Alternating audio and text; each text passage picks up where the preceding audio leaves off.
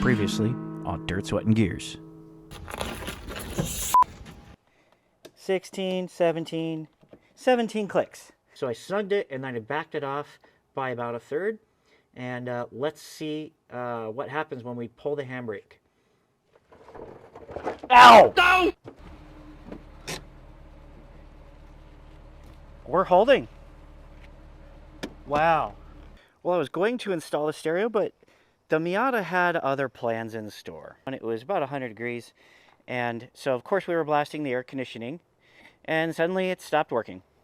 It's completely coated back there. This was all covered in green before. I'm hearing the hissing down at the dryer, and when I spray it with the soapy water, you see it bubbling up right here. That just means that hopefully all I need to do is tighten this. I did change the dryer, so this is something that I just touched. Over here, I have replaced the idle air control valve. I'm really on the home stretch. This is so exciting.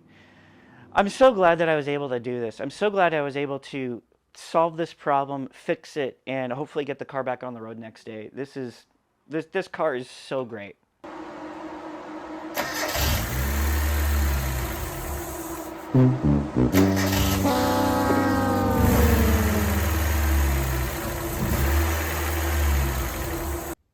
I don't want to take that off. And now the conclusion.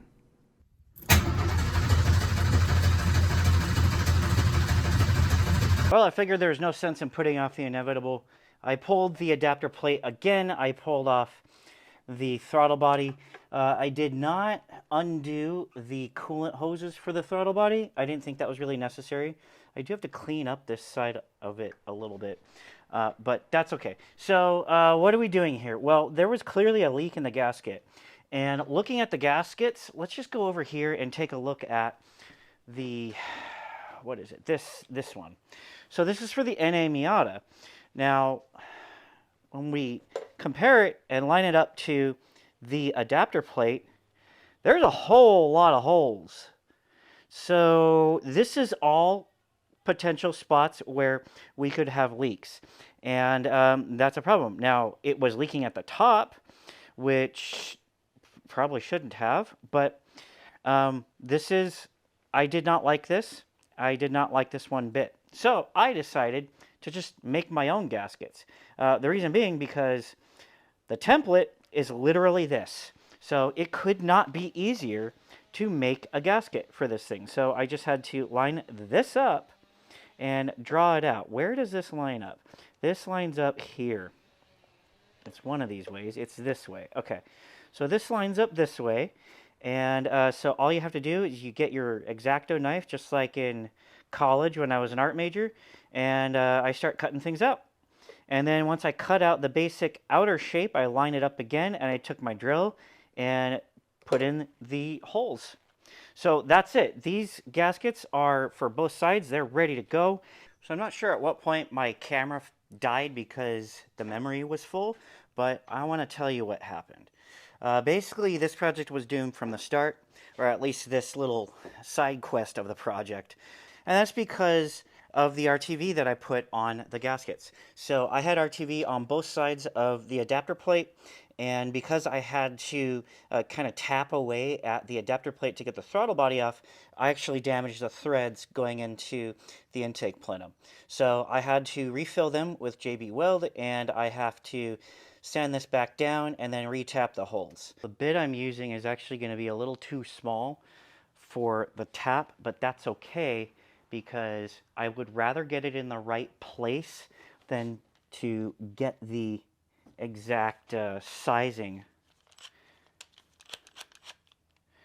We're going to go real slow. We're going to seat this in nice and deep so that I can get as much clearance as I can, because this radiator hose does make things a little bit challenging. And so does the fact that the throttle body is sitting underneath it.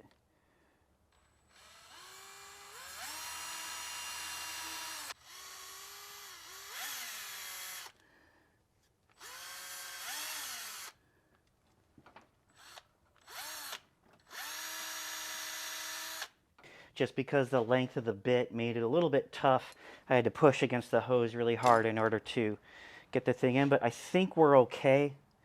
Let's go ahead and do this side first because I think that's going to be easier. Just because the throttle body is in the way. We're going to get it started. Oh God, I cannot get it started because of this stupid throttle body. Get out of the way. God. All I'm doing is chipping off JB Weld. Can I start the other side at least? No, I mean, all my JB Weld is gone. This sucks. Where'd it go? Where'd it go? Whoa, whoa. Oh my God. There you are. All right, we're actually going to take a little page out of the previous owner playbook, and we're going to use quite a bit of RTV. We're not going to use nearly as much as he used, but we're definitely going to be using RTV here. And that's because I don't trust the seal of this thing, because these threads are so trashed that it's like impossible to fill and retap these holes. So I'm going to get what I can and then let the RTV do the rest, which means once I get this thing kind of seated on there, I got to leave it alone for a few hours to set up. And we don't have to go overboard, like, you know, it's not going to be, you know, creaming into the intake or anything. It just needs to fill the little gap that needs to be filled. And then once it hardens, we'll hopefully have a good enough seal for several years worth of driving. So now we need this. And it's going to go on like that. I'm going to put these bolts through just to get them. Felt some kind of catch on that side. That's a good sign. So we're just going to be real gentle and even with these two until I feel like I got some kind of seat, but I see a gap over here, so I'm not all that comfortable yet. I'm going to put a little RTV on the inside of this ring here, because at this point I need all the help I can get. Alright, after searching around my garage, I finally found it. Put this on. Up there. Very, very carefully. I don't want to put too much pressure on anything.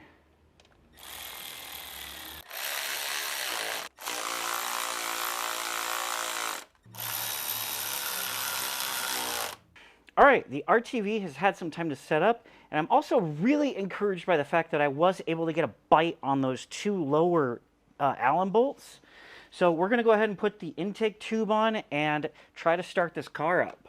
So best case scenario is I'm going to have to adjust the idle. So let's give this a try. Please work, Miata. Please, please, please. Please work. Oh, please work.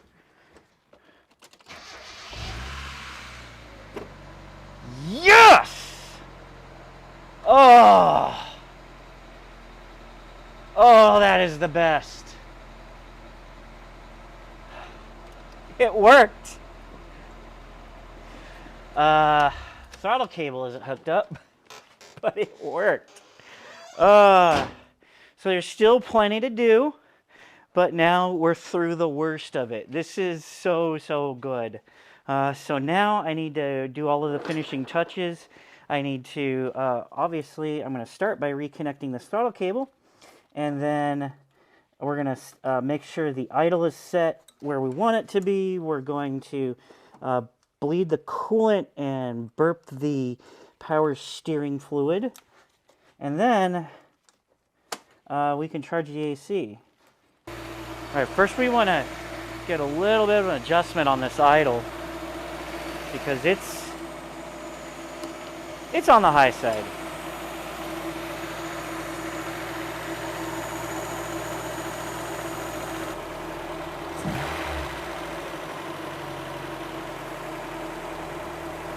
There we go. Let's do it.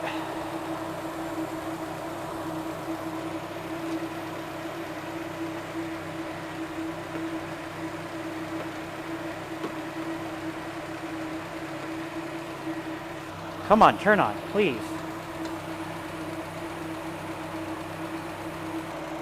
Why would the compressor not turn on? Oh boy.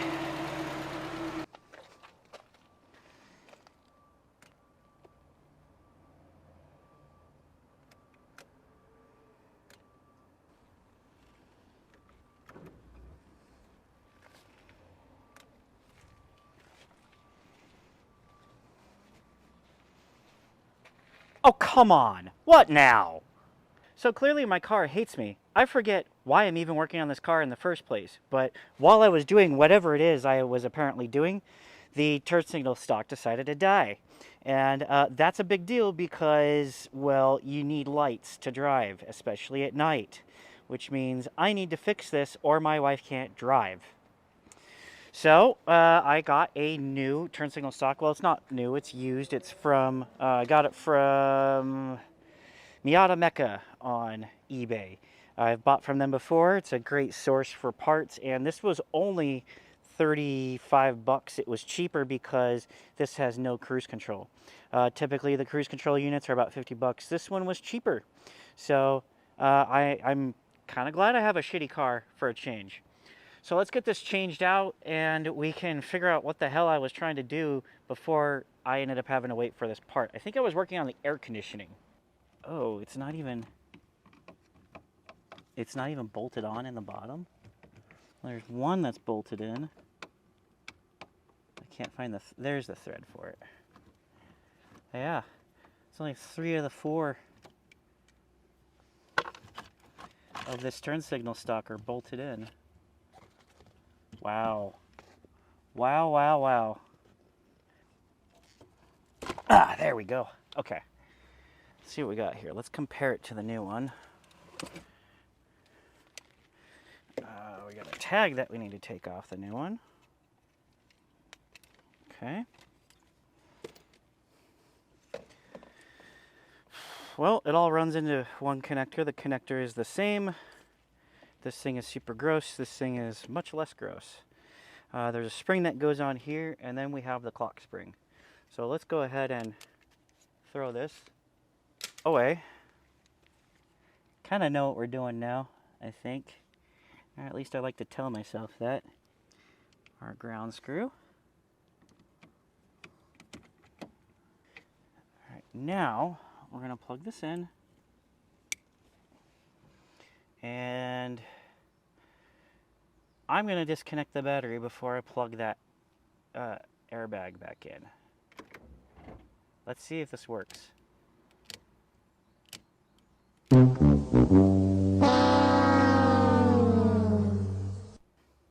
You know, I fixed something anyway. The little mounts for the plastic cover were broken, so that was still money well spent.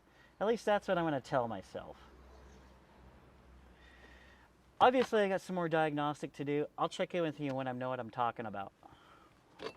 Here is proof that I took the car to the shop to have the AC system discharged. That's expensive. The good news is that they will be recharging it once I can figure out what the hell is wrong with it.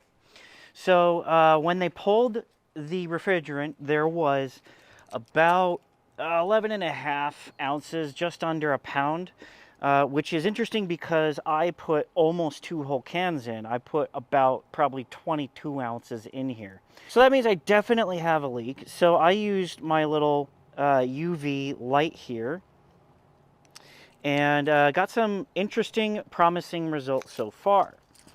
So my first thought was it's probably the dryer. And so I shined this thing on the dryer connections, and yeah, there's not really any green. I also shined it down on the compressor, the connections to the compressor. The car is still kind of hot, but as you can see, there's really no green showing up there, and none at the other connection either. But I got over to my pressure switch, which I believe is also bad, because it wasn't kicking on, and bypassing it started up the compressor. So then I get the light on the pressure switch, and if I can get the light down there, you can see that there is green, well, all around the service port, but also on the pressure switch. So this is a little bit interesting. So we're replacing the pressure switch anyway. So I got the pressure switch pulled off, and it actually looks kind of obvious. I think I pinched the seal as I was installing it. Because if we get the light on here, we see lots of green around the base of the pressure switch, and the wires were all twisted up. So this could have been why it wasn't turning on. This is likely the source of the leak, because I mean this seal is pretty trashed. So just a quick update on my headlights. You see here I've got a zip tie holding the headlight shroud on. And so what happened was, when I was diagnosing the headlight problem, I closed the hood and it caught on the headlight shroud, and it just shattered the plastic pieces behind it. So I don't know what to do about that. So in the meantime, I just threw a zip tie on it so that it doesn't go anywhere. It's not loose or anything. So it holds it on just fine, but obviously that's not ideal. Obviously I want to fix that eventually, which means I'll probably never fix it. So during that diagnostic process, I noticed that the headlight relay has a hole in it, and that hole has rust in the relay. And something tells me you don't want a rusty hole. And that's just good life advice.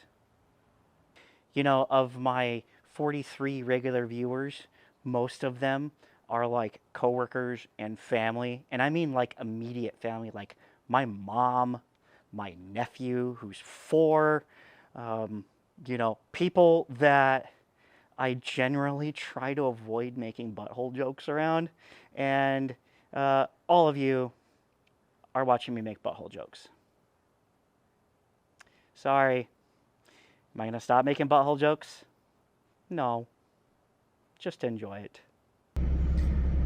Well, we are here at Pet Boys, and I have just picked up my Miata after having the AC recharged.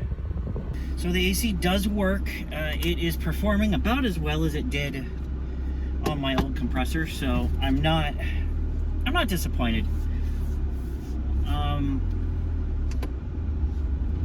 You're probably asking, why did I take it to Pet Boys? And well, the reason is pretty simple.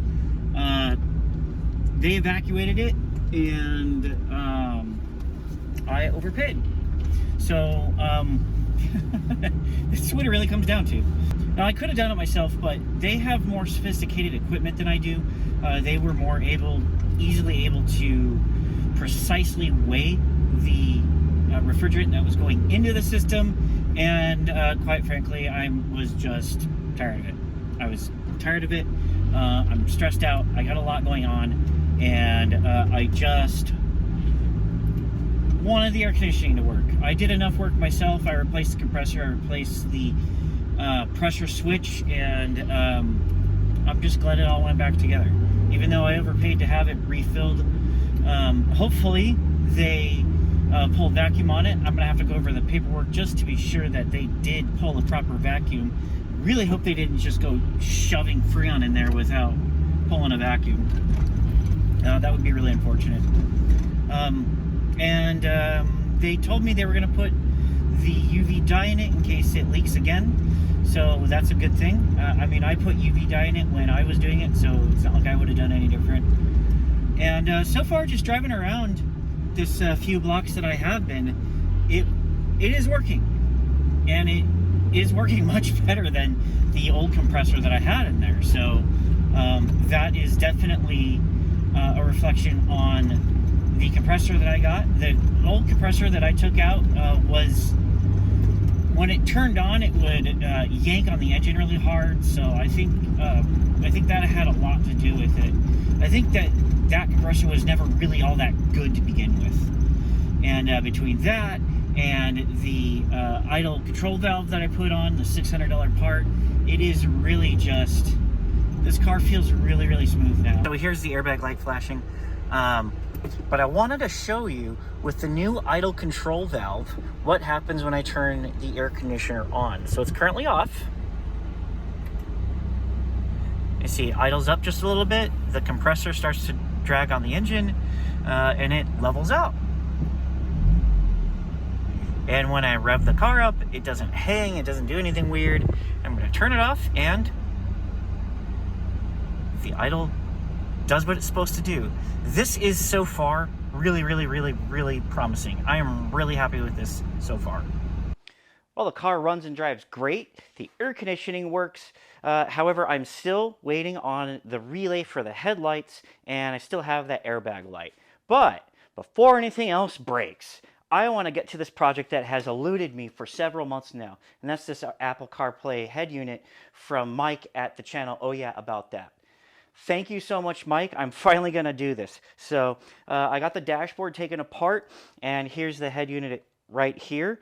And here's the brackets that he gave me after I forgot them at his house when I got the exhaust done. So I had to put the brackets on the bottom because I am missing the screw up here. So luckily, it all lined up just fine. It all lined up perfectly. In fact, Mike made it really easy because on the bracket that is on the head unit side, he actually marked the position of the bolts. So good job there. You made it really simple for me.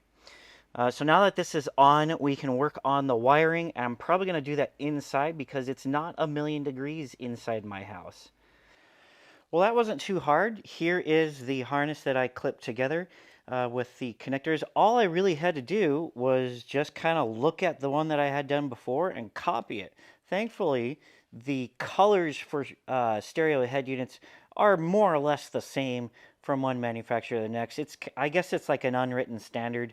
Everyone kind of follows the same colors. The only difference in color was for the power output to the rear, which is a different orange on this one, like a pale orange. It kind of looks pink on camera, but I believe that was blue-white on my Alpine harness. So that was the only difference. Everything else was exactly the same. So now let's plug this in and see if it works. All right, so it's plugged in. Now we turn the car on and see what happens. I have my phone. I have my phone with me.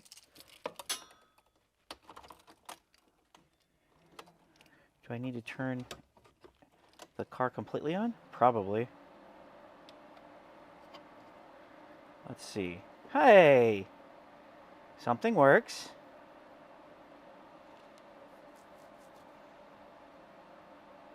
Disconnect. No device. Let's plug this in and see what happens. Phone loading. Please wait. All right, so we know that the power works. Let's see. Allow CarPlay with Autobox while phone is locked. Yeah, sure. Now let's see. Oh my God, this is cool. Oh, that's cool. It has directions to something. I don't know why it has directions. I don't have directions. Near Foothill Boulevard. That's neat. Oh, this is cool. All right. Let's see if music works. How do I do this? I want to add like Spotify. I'm just going to open it up on my phone for now. Hey! That's cool. And now the app is here on the oh, this is so cool. All right, home recently played.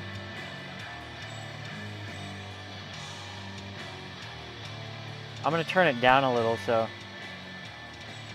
That is so cool. Okay, so it works, and I've already mocked in the head unit, so now it's really just about the final assembly. Tuck all of this in, connect the antenna. I don't know if there's a microphone port, but if there is, I'm going to use the mic that I took out of my Alpine unit. But yeah, this is all just putting it back together now. So I got that new relay in, and it turns out that wasn't the problem. And as an added bonus, I broke this relay while I was replacing this relay and taking this off. So yeah, that's a lot of fun. And then that actually led me to one of the symptoms of our real problem. Look at that. This is the actual headlight relay. So this relay, I can feel clicking on and off. So it didn't feel like the relay was bad.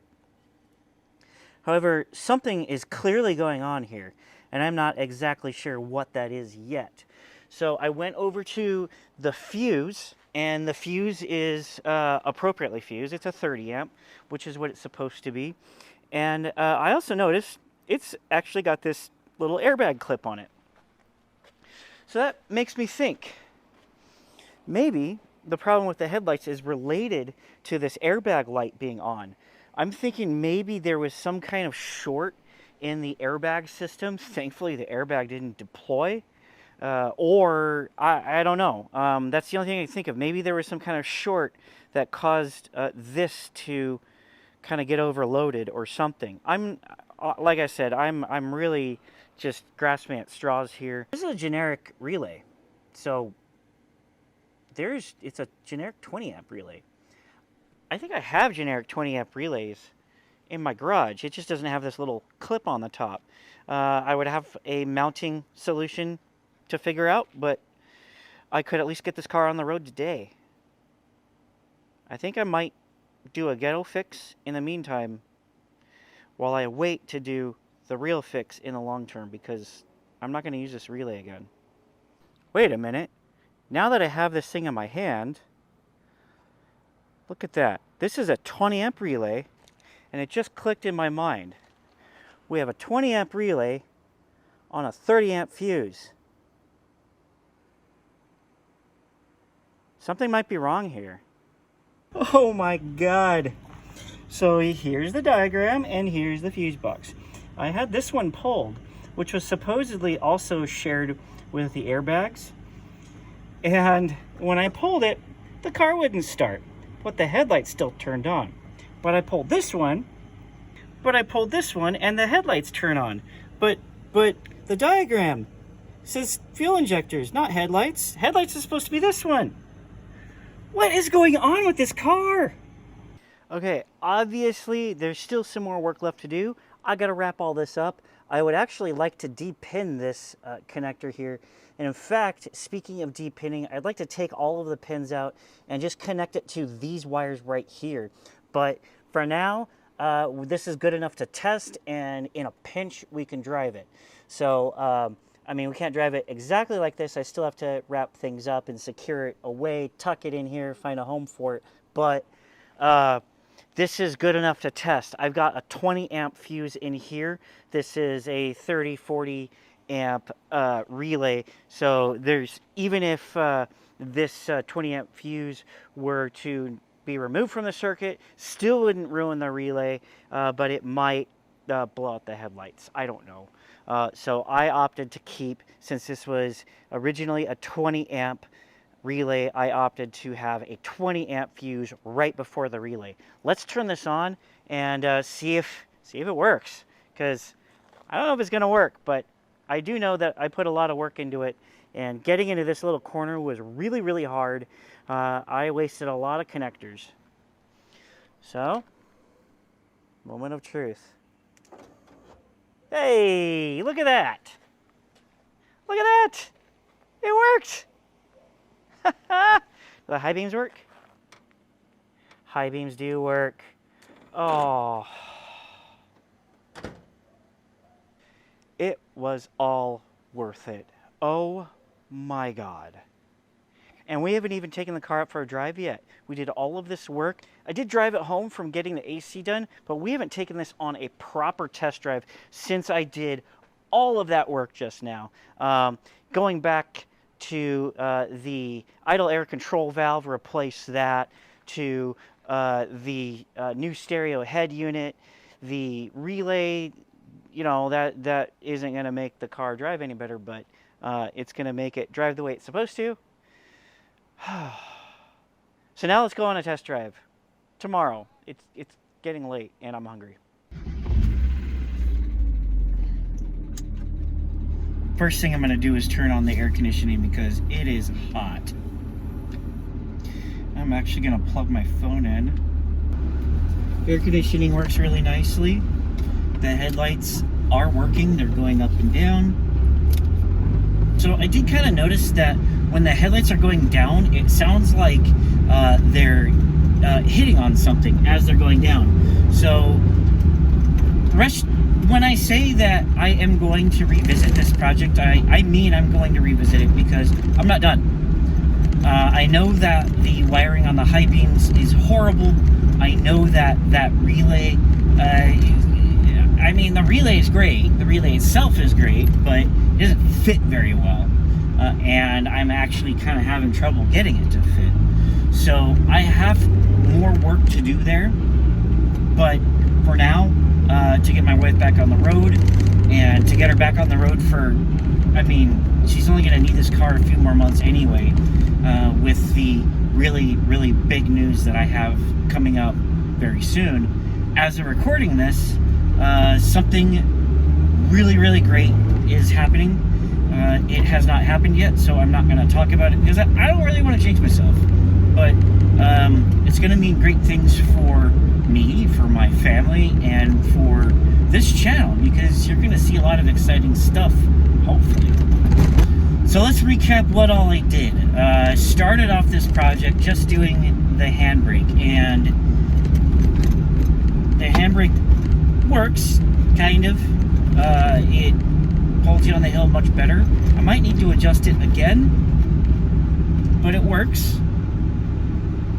And then I started to do the stereo, this head unit thing. I actually completed that, which is awesome. I did the $600 idle air control valve, and this car is driving amazingly now. It used to hang at 1500 RPMs when I would come to a stop exactly like this, but now it's behaving like a normal car should. And so that's just the things that I set out to do. There were also a few things that were broken, just were not contributing to the problems I was having. And in that case, well, I still made the car less crappy, so that's great. I'll take it. I'm happy with it. Even though it wasn't an actual solution to the problem, it was still something that made my car not as bad. And that's awesome. So we're going to call that a video. If you like what you see, like, share, subscribe, comment. And if you don't like what you see, leave a comment anyway. I still want to hear from you.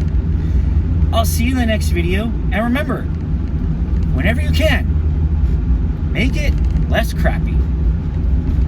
See you next time.